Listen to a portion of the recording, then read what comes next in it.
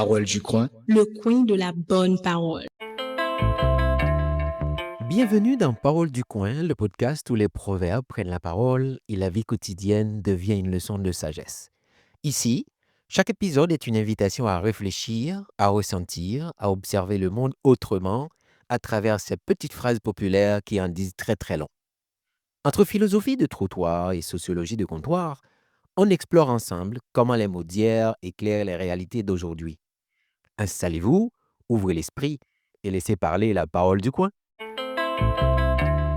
Et oui, maintenant, faisons place à la sagesse du jour. C'est un proverbe, certes, c'est une phrase transmise de bouche à oreille, de génération en génération, qui est simple en apparence, mais profonde comme un puits sans fond. On va l'écouter, on va le décortiquer, on va voir comment il résonne dans nos vies d'aujourd'hui. C'est quoi ce proverbe? Tout seul, on va plus vite, ensemble, on va plus loin. Parole du coin. Le coin de la bonne parole. Imaginez, la nuit est tombée depuis longtemps sur la plaine silencieuse. Un voyageur solitaire avance d'un pas vif, éclairé par la lueur pâle des étoiles. Il marche vite, pressé d'atteindre l'horizon, porté par la fierté de n'avoir besoin de personne. Derrière lui, au contraire, au loin, une petite caravane progresse plus lentement. Plusieurs voyageurs réunis, se guidant mutuellement à la lumière vacillante de leur lampe commune. Le premier file droit dans la nuit sans détour ni attente. Les autres avancent moins rapidement, mais ensemble. Au bout du chemin, lequel ira le plus loin? Ce proverbe, tout seul on va plus vite, ensemble on va plus loin, résonne en nous comme une énigme familière. Il évoque l'élan intrépide de l'individu solitaire et la force tranquille du collectif uni. Il y a dans ces quelques mots une vérité profonde sur nos vies, celle de la tension permanente entre l'autonomie et l'interdépendance. Nous vivons actuellement dans un monde qui exalte l'initiative individuelle, la réussite personnelle, l'idée qu'avancer seul est signe d'efficacité. Et pourtant, à chaque tournant de nos existences, la présence des autres se révèle cruciale pour aller plus loin, pour tenir la distance, pour donner du sens au voyage. Dans cet épisode de Parole du coin, je t'invite à explorer cette tension féconde entre le moi autonome et le nous solidaire. Nous partirons du désir d'indépendance qui brûle en chacun de nous, puis nous découvrirons les limites de l'individu isolé. Nous écouterons aussi les murmures des voix qui nous entourent, telles que celles de la famille, des amis, de la communauté, et verrons comment ces voix nous façonnent. Enfin, nous allons célébrer la puissance des élans collectifs, ces moments magiques où des trajectoires individuelles se synchronisent pour changer le cours des choses. Parlons de l'illusion de l'autonomie. Disons qu'il est 6 heures du matin et le réveil vibre dans la pénombre. Alex éteint l'alarme d'une main ferme. Pas de temps à perdre. Cet entrepreneur s'est juré de bâtir son projet à la force du poignet, tout seul. Dans le garage aménagé en atelier, il enchaîne les heures de travail en solitaire. Café noir, to-do list interminable, silence coupé seulement par le bourdonnement d'un ordinateur. Il va vite, Alex. Chaque décision est prise en un éclair, pas besoin de consulter quiconque. Il se vante souvent de n'avoir de compte à rendre à personne. La liberté totale. Si une erreur est commise, il la corrige aussitôt, dans l'urgence, quitte à passer une nuit blanche de plus. Mais, à mesure que les jours passent, Alex sent une fatigue étrange l'envahir. Les murs du garage semblent se refermer. Une voix intérieure qu'il ne peut plus étouffer lui souffle que quelque chose manque. Un soir, sur l'établi encombré, un prototype casse entre ses mains tremblantes. Faute d'avoir pu demander de l'aide sur une idée bancale, il a foncé tête baissée dans l'impasse. Le silence qui l'entourait, jadis, gage de paix, lui pèse soudain. Il réalise que dans cette course effrénée en solo, il a perdu le plaisir même de créer. Un jour, une voisine intriguée par la lumière qui filtre jour et nuit sous la porte du garage vient frapper. Elle aussi a lancé sa petite entreprise il y a quelques années. Autour d'un thé improvisé, elle partage avec Alex ses propres erreurs, ses trouvailles, et lui présente un ami développeur qui pourrait l'aider sur un aspect technique. Pour la première fois depuis longtemps, Alex se sent soulagé face à son Everest personnel. En quelques semaines, à force d'échanges et de coups de main, son projet fait un bond qu'il n'aurait jamais cru possible. Non, il ne va plus aussi vite qu'avant. Chaque idée est discutée, peaufinée, mais quelle importance! Il sent confusément qu'il va plus loin désormais, que son rêve a gagné en solidité, ce qu'il a perdu en précipitation. Parole du coin. Le coin de la bonne parole. Dans nos vies quotidiennes, nous sommes nombreux à cultiver cette fierté d'être indépendants.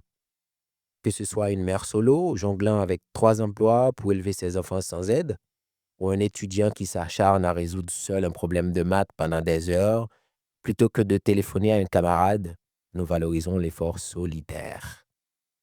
L'autonomie est nécessaire, bien sûr. Elle rime avec liberté et responsabilité. Apprendre à se débrouiller seul est un passage obligé vers l'âge adulte. Il y a de la joie à se dire « je l'ai fait tout seul ». Pourtant, qui n'a jamais ressenti au cœur même de cette indépendance farouche une solitude glacée? Comme Alex devant son établi, ou cette mère épuisée qui pleure en secret une fois les enfants couchés, nous découvrons tôt ou tard les limites de l'action solitaire. On va vite, oui, mais on s'épuise vite aussi. Et souvent, on tourne en rond. Avez-vous déjà monté un meuble seul, refusant toute aide pour vous rendre compte à la fin qu'une pièce était à l'envers? Ce petit orgueil nous joue des tours. Il nous enferme dans nos propres erreurs. Il nous prive du recul qu'apportent les regards extérieurs. Telle une île qui se croyait monde, on découvre l'océan autour. La solitude a un coût, celui de se priver de la richesse de l'autre. Derrière chaque réussite en apparence individuelle se cache souvent, pourquoi pas toujours, une myriade de contributions invisibles, de rencontres fortuites, de mains tendues. Alex repense à sa voisine. Pourquoi a-t-il attendu si longtemps avant d'ouvrir sa porte? Parlons du mythe de l'individu autosuffisant.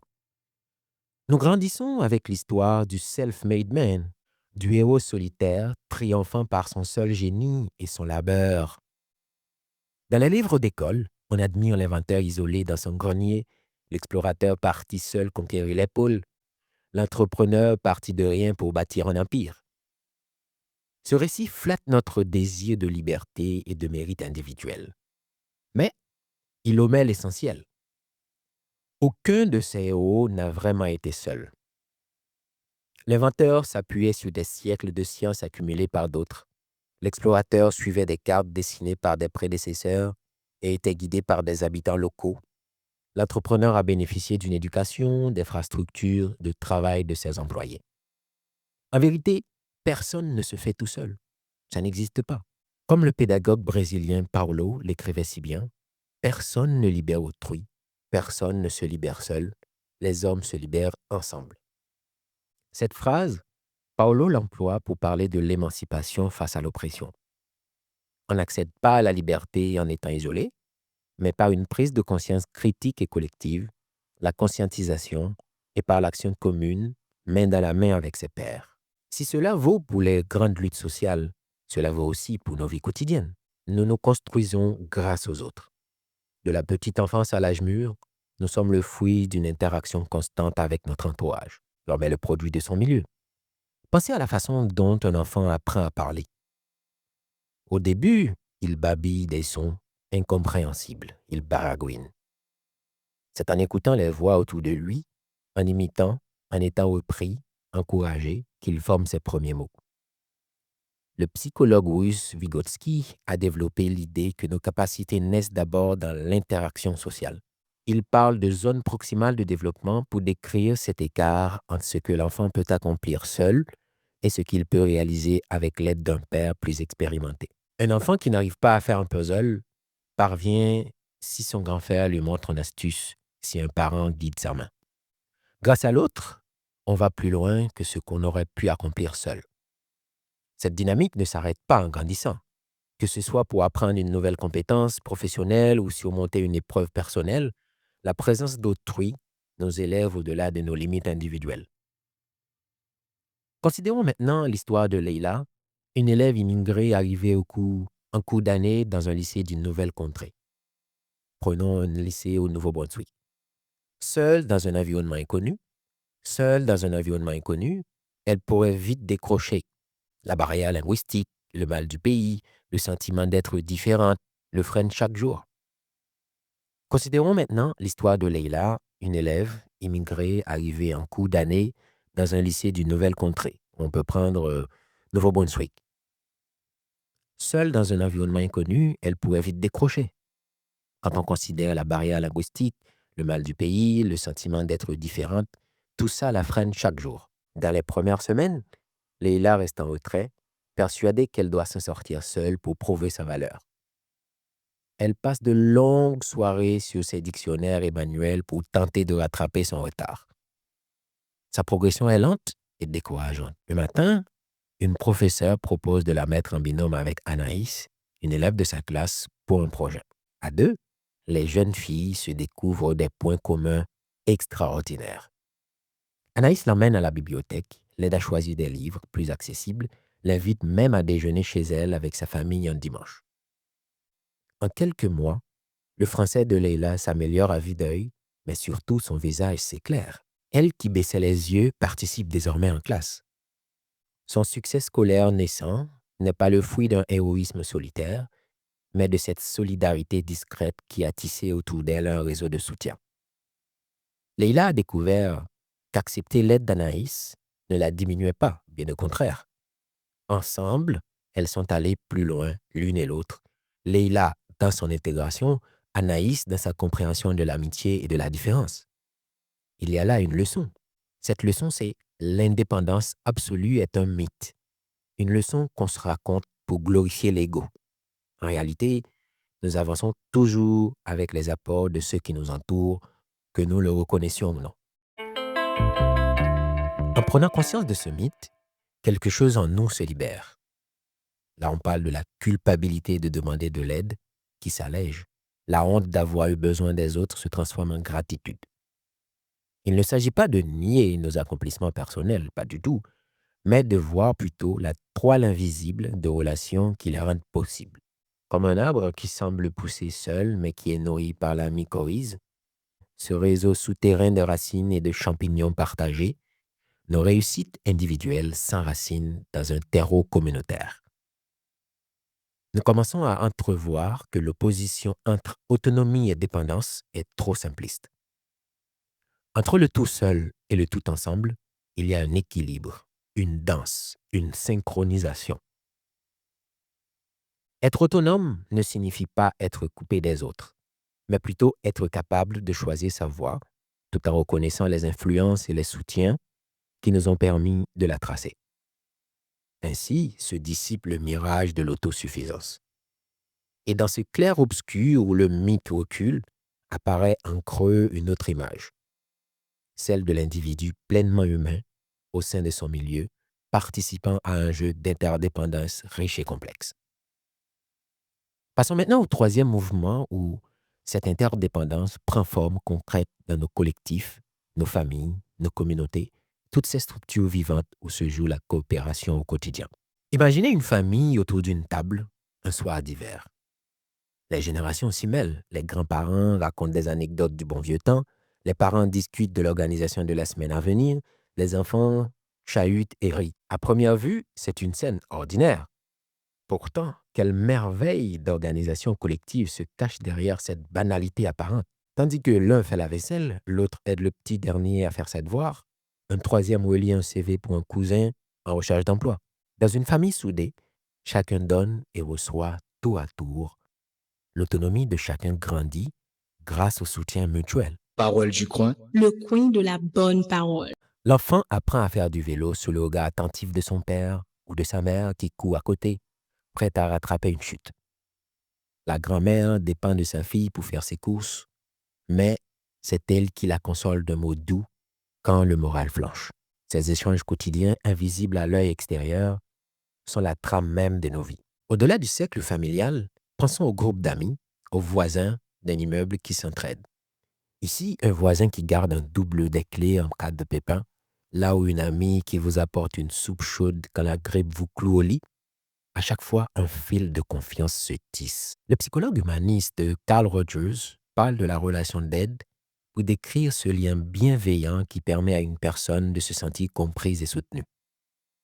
Une écoute empathique, sans jugement, peut suffire à redonner à quelqu'un la confiance qu'il croyait perdue. Sentir que l'on compte pour autrui transforme la solitude en courage. L'interdépendance prend alors la forme d'une sécurité affective et matérielle. Savoir que l'on peut compter sur autrui nous rend plus forts, non pas pour en abuser, non, pas du tout, mais pour avancer en confiance. Ces dynamiques collectives, nous les retrouvons à plus grande échelle dans les communautés. Par exemple, les diasporas. Loin de leur terre natale, les membres d'une diaspora s'organisent en association, en réseau d'entraide. À l'arrivée d'un nouvel immigrant, la diaspora locale se mobilise souvent pour l'accueillir. Vous avez tous des idées ici, puisque vous êtes au Canada, vous savez ce que c'est l'immigration. On l'oriente vers un logement temporaire, on l'aide dans cette démarche administrative, on lui offre un repas familier pour adoucir le mal du pays. Chacun se souvient qu'il a lui-même bénéficié de l'entraide à son arrivée. Moi, j'en ai bénéficié. C'est une chaîne de solidarité qui traverse le temps et l'espace. Le philosophe martiniquais Édouard Glissant parlait de la relation pour décrire ce tissage entre les personnes et les cultures. Il opposait l'identité rigide et solidaire, qu'il appelait identité racine, à l'identité relation, ouverte aux influences, enrichie par les échanges. Nos identités ne sont pas des forteresses isolées. Elles se forment et se transforment au contact des autres. Dans une famille, dans une diaspora, dans n'importe quel groupe, chacun apporte une part de soi et repart avec une part de l'autre. Une recette de cuisine transmise par une voisine d'un autre pays, un mot d'argot emprunté à un ami d'enfance, un conseil de vie donné par un aîné. Autant de petites choses qui nous construisent. Agis dans ton lieu, pense avec le monde, disait Glissant. Reste toi-même, mais intègre en toi la présence des autres, du vaste monde, car c'est là que réside notre humanité commune. Même la créativité artistique qu'on imagine volontiers émaner du génie individuel profite de l'échange collectif. Regardez un collectif d'artistes.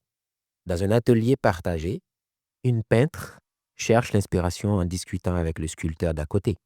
Un musicien de la troupe propose une ambiance sonore pendant qu'une danseuse improvise un mouvement. Chacun est expert dans son art, pourtant c'est la confrontation des idées et l'émulation mutuelle qui font naître l'étincelle d'une œuvre nouvelle. On peut créer seul, bien sûr, mais créer ensemble ouvre des perspectives inattendues, mélange les sensibilités pour donner des résultats souvent plus riches. Le groupe devient un organisme vivant où le tout dépasse la somme des parties. Ces exemples nous montrent que la coopération n'est pas qu'un idéal lointain ou un slogan, c'est une réalité ancrée dans le quotidien. C'est grâce à elle que les individus non seulement survivent, mais s'épanouissent. Au sein d'une communauté bienveillante, on ose plus facilement parce qu'on sait qu'en cas de chute, des bras amis seront là pour nous rattraper. Le courage lui-même se nourrit du collectif. Combien de personnes n'auraient jamais pris la parole en public, osé défendre leurs idées ou traverser des épreuves sans le soutien d'un proche qui croyait en elles? Après avoir exploré la chaleur du collectif intime et local, il est temps de lever les yeux vers l'horizon. Comment l'action collective à grande échelle nous permet-elle d'aller plus loin en tant que société tout entière? Par une froide matinée de janvier, une foule se rassemble sur la place d'une grande ville. Ils sont des centaines, puis des milliers, venus marcher ensemble pour défendre une cause qui leur tient à cœur. Parmi eux, une jeune femme tient un panneau peint à la main. À côté d'elle, un vieil homme s'appuie sur une canne, mais son regard est déterminé. Un peu plus loin, un groupe d'étudiants entonne des chants. Aucun d'eux, pris isolément, n'aurait le pouvoir d'influencer les décideurs. Mais ensemble, formant un collectif uni, leur voix forme un cœur puissant que l'on ne peut ignorer. Que ce soit pour revendiquer les droits, lutter contre l'injustice ou protéger la planète, l'action collective a une force de transformation sans commune mesure avec les forces individuelles. L'histoire regorge d'exemples de luttes sociales victorieuses par la solidarité. Pensez aux travailleurs qui, en se syndiquant et en faisant grève ensemble, ont arraché le doigt à la limitation des heures de travail à un salaire décent. Pensez aux femmes qui, unissant leurs voix à travers le monde, ont obtenu le droit de vote et continuent de se battre pour l'égalité. Pensez au mouvement des droits civiques, au combat contre l'apartheid, aux mobilisations écologistes récentes. Chaque fois, ce sont des foules d'anonymes, avançant pas à pas, côte à côte, qui ont fait plier le coup de l'histoire. Aucun leader charismatique, aussi courageux soit-il, n'aurait pu réussir sans la masse des participants prêts à marcher avec lui, sans ces millions de volontés alignées vers un même horizon. La philosophe Hannah Arendt l'avait souligné à sa manière. La puissance jaillit parmi les hommes lorsqu'ils agissent ensemble et retombe dès qu'ils se dispersent. Le pouvoir, le vrai, pas la domination d'un individu sur un autre, mais la capacité d'agir sur le monde, ce pouvoir-là naît de la collaboration. Une personne seule peut avoir du talent, de l'énergie, des idées, mais ce n'est qu'en se joignant à d'autres qu'elle transforme réellement la société. Le pouvoir n'est jamais la propriété d'un seul. Il appartient à un groupe et continue à lui appartenir tant que le groupe reste uni. Ainsi, lorsque nous disons d'un individu qu'il est puissant, en réalité, c'est qu'il a reçu d'un certain nombre de personnes le pouvoir d'agir en leur nom. C'est frappant, n'est-ce pas? On en revient toujours à cette interdépendance fondamentale. Revenons à des visages plus ordinaires. Celui de Naomi, par exemple, engagée dans un collectif de quartier pour transformer un terrain vague en jardin partagé. Seule, Naomi aurait peut-être pu cultiver un petit lopin devant chez elle. Mais avec ses voisins, elle a nettoyé tout un terrain, planté des arbres fruitiers, monté un compost collectif. Il a fallu de longues réunions, des débats animés pour choisir quelle variété planter, pour se répartir les tâches d'arrosage, pour convaincre la mairie. Parfois, avancer ensemble a semblé désespérément lent à Naomi, comparé à l'efficacité qu'aurait eu une décision individuelle. Pourtant, au bout du compte, le résultat est là. Un jardin foisonnant où jouent les enfants, où chacun récolte fièrement ses légumes, où l'on organise des fêtes de quartier. Ce jardin, aucun d'eux n'aurait pu le créer seul.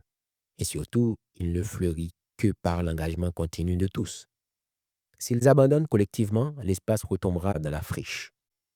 Mais l'enthousiasme est contagieux. D'autres habitants, voyant le succès, rejoignent le mouvement, proposant de nouvelles idées. Le projet s'étend. Ensemble, ils ont non seulement embelli leur cadre de vie, mais ils ont appris à se connaître, à se faire confiance. Un véritable petit changement culturel s'est opéré.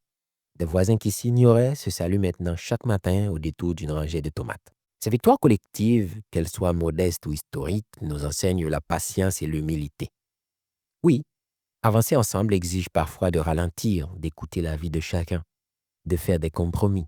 La route est plus sinueuse, ponctuée d'arrêts, de discussions, de doutes partagés. Mais cette route a une beauté singulière. On y chante en chœur, on s'y soutient dans les moments d'épuisement, et l'on y découvre des paysages insoupçonnés grâce aux perspectives diverses de nos compagnons de voyage. Nous voici arrivés au terme de notre voyage sonore. Du frisson de l'indépendance aux joies de la collaboration, nous avons parcouru bien des sentiers. Peut-être vous reconnaissez-vous un peu dans Alex, l'entrepreneur seul, ou dans Leila, l'étudiante qui s'ouvre aux autres. Peut-être repensez-vous à ces moments de votre vie où tendre la main ou la recevoir a tout changé. À travers ces 4 mouvements, une idée s'est dessinée en filigrane. Trouver l'équilibre entre aller vite et aller plus loin. L'autonomie et l'interdépendance ne sont pas des contraires irréconciliables, mais les 2 faces d'une même aventure humaine. Pour avancer, il faut un pas initial, souvent solitaire et courageux. Mais pour continuer la marche au long cours, pour gravir les montagnes les plus hautes, le soutien d'autrui est précieux. N'ayez pas peur de rejoindre la caravane quand la nuit tombe et que la route se fait incertaine. Cela ne nous enlèvera rien, bien au contraire. Partager le chemin, c'est aussi partager la charge et la joie, c'est transformer un parcours individuel en histoire collective. Pour terminer, retournons à notre image initiale. Voyez ce voyageur solitaire qui s'était élancé à la pointe du jour. Il a atteint rapidement une colline d'où il regarde au loin. Mais au-delà, c'est un désert immense qu'il n'ose traverser seul. Derrière, la caravane des autres pèlerins le rejoint peu à peu. Il l'accueille dans le cercle de leur campement, autour du feu. Demain, ensemble, ils se mettront en route à l'aube. Ils iront moins vite, sans doute, car il faudra attendre que chacun s'adapte au rythme commun, s'assurer que personne ne se perde en route. Mais, sous le soleil brûlant du désert, ils pourront se relayer pour porter l'eau, se faire de l'ombre, se soutenir dans les tempêtes de sable. Et de l'autre côté, c'est unis qu'ils arriveront plus loin qu'aucun d'eux n'aurait pu espérer atteindre en solitaire. Tout seul, on va plus vite. Ensemble, on va plus loin. Parole du coin. Le coin de la bonne parole. Et voilà, la parole est sortie du coin. Le proverbe s'éloigne, mais l'écho demeure. Ce que vous venez d'entendre n'est peut-être qu'un murmure, mais certains murmures traversent les âges. Si cette parole a éveillé quelque chose en vous, offrez-la au monde. Partagez-la, commentez-la, faites-la circuler.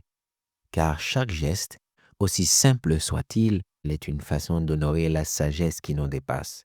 Merci d'avoir marché un bout de chemin avec Parole du coin. On se retrouve bientôt pour un autre épisode, là où les mots simples rencontrent la grande question, où les silences parlent et où les vérités anciennes trouvent encore leur voix. Bye bye! Parole du coin. Le coin de la bonne parole.